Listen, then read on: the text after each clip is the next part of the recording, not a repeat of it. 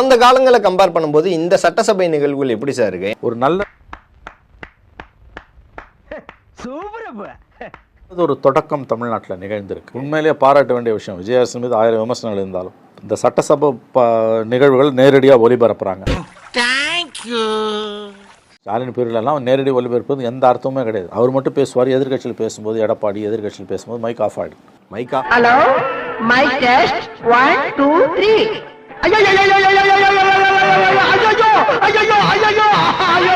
Of ஆயிரு, கேமராவும் திரும்பாது அந்த சைடு. சரி விடு, தெரிஞ்சு போச்சுல ஐயா சாமி, விடு. சரி இல்லை, எல்லாரும் பேசுறதையும் ஒளிபரப்பாங்கிறாங்க. ஸோ தாவேகாவை பார்த்து திமுக கற்றுக்கொள்ள வேண்டும். நோட் பண்ணுங்கப்பா பின்றாம்பா.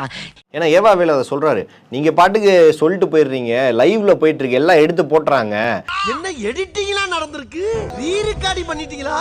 லைவுக்கு முன்னால அதுக்கு முன்னால இது மாதிரி பேசினாக்கா பேரவைத் தலைவர்கள் அறைக்கு சென்று டெக்ஸ்ட் படிச்சுட்டு எதை நீக்கலாம் எதுன்ற நிலைமைன்றது புலம்புறதுல எனக்கு போட்டியா? எது யாருறாம எனக்கு போட்டியா? புலம்பு வந்துட்டானா? நீயும் புலம்புவியா? நான் புலம்புறேன். அப்பொழுது பத்திரிகை நண்பர்கள் அது வெளியிட மாட்டாங்க. இப்ப அப்படி இல்ல, இப்ப உங்களுடைய கட்டுப்பாட்டுல இது லைவ்ல போகுது எல்லாமே. என்ன தரையில பேசலாம், தரையில வருது லைவ் ரிலே கொஞ்சம் டிலே. அதனால ஒண்ணு லைவை பார்த்து பண்ணுங்க, இல்ல நீங்க அவை குறிப்பை முன்னாடியே கட் பண்ணிருங்க அப்படின்ற மாதிரி. அப்ப இப்ப அது ஏதோ கெடுக்குறாங்க. ஊருக்கே ஓடி போயிடுறாங்க. ஏதோ தெய்வாதீனமா அவனே போறேங்கிறாயா, விட்டுறியா? லைவ் பண்ணாதன்றாங்க. ஆமா, கிட்டத்தட்ட அந்த மாதிரி தான் சொன்னார். வெக்கமா இல்ல ஒரு எதிர்கட்சிக்கு? கூச்சமே இல்ல. லைவ் வேணும்னு கேட்கும். அப்ப அவ்வளவு பலவீனமா இருக்கு திமுக. யாருக்கு என்ன தீங்கு செய்தோம், நமக்கு மட்டும் ஏன் இப்படி எல்லாம் நடக்கிறது? இல்ல சார், அந்த பசங்க குற்றச்சாட்டு வைக்கிறது அப்படியே லைவ்ல போயிருந்தோம். போட்டோம். நீ தான் இப்போ 50 வருஷமா அரசியல் அப்படியே ஊறி தலைச்சவங்க இல்ல, பதில் சொல்லு. எதையாச்சும் சொல்லியா? சொல்லு, பதில் சொல்லு. உன்னால பதில் சொல்ல முடியாது, அதனாலதான் இந்த வார்த்தை. இப்படி ஒவ்வொருத்தனையும் மோசம் பண்ணி சாப்பிடுறது ஒரு பொழப்பாடா, எனக்கு பிடிக்கலடா. ஏண்டா பேசாம உழைச்சி சாப்பிட்டா சும்மா இருக்கு. வழக்கமா எதிர்கட்சி தான் லைவ் வேணும்னு ஆளுங்கட்சி கொடுக்க மாட்டேன்னுவாங்க. எங்க ஆளுங்கட்சி கொடுக்குது, எதிர்கட்சி நாங்க முடிஞ்சா எனக்கு தெரிஞ்சு கோர்ட்டு கூட திமுக. ஆனா இது புதுசா இருக்குனே, புதுசா இருக்கு. இப்படியே போவோம். ஹைகோர்ட், சுப்ரீம் கோர்ட் வரைக்கும் திமுக போவோம். லைவ் கட் பண்றது. இது என்ன பிரமாதம்? இதை விட பெசலைட் ஒண்ணு இருக்கு. நல்ல மக்கள் மத்தியில திமுக எக்ஸ்போஸ் ஆயிட்டு இருக்குது.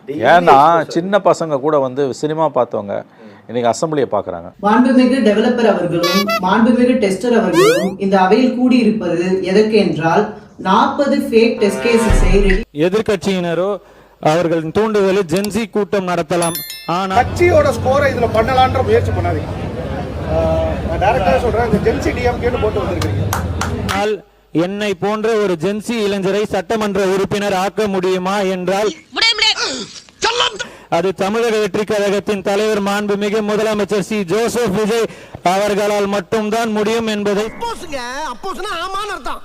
சாத்தியப்படுத்தி காட்டியுள்ளார். அதுக்கு காரணம் பல ஆண்டுகளா டிவியில வந்தாலும் இப்பதான் ஒரிஜினலா வருது. இந்த மாற்றத்துக்கு காரணம் Vijay.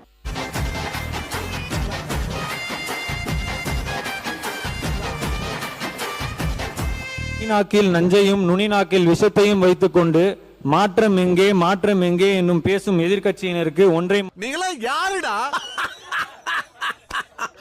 How do I tell you? மட்டும் சொல்லிக் கொள்ள விரும்புகிறேன். தளபதியால் ஏற்பட்ட மாற்றம் மாறினா வரவேற்கணும் சார். ஆனா வேணான்னு கேக்குறாங்க சார் திமுக காரங்க. திமுக லைவே வேணான்னு கேக்குறாங்க. எதுக்கு லைவ் வேணான்னு சொல்றாரு சொல்லு. ஏன்னா பசங்க கேள்வியை கேட்டுறாங்க திடீர்னு, அதுக்கு என்ன பதில் சொல்றதுக்குள்ள லைவ். அடுத்த ஒரு क्वेश्चन சார். நான் கேட்கவே இல்ல. கேட்டு தொலைடா. போயிருது, அத ரீலா எடுத்து போட்டுறாங்க அப்படின்னு. வெக்கமா இல்லையா அப்படி பேசுறதுக்கு? அட வெக்கம் கட்டுவீங்களா? இதுக்கு எதுக்குடா வெள்ளையங்கிலி மாலைன்னு? உங்க வீட்டு பிள்ளையா நினைச்சு எல்லாரும் என்னை மன்னிச்சிருக்க.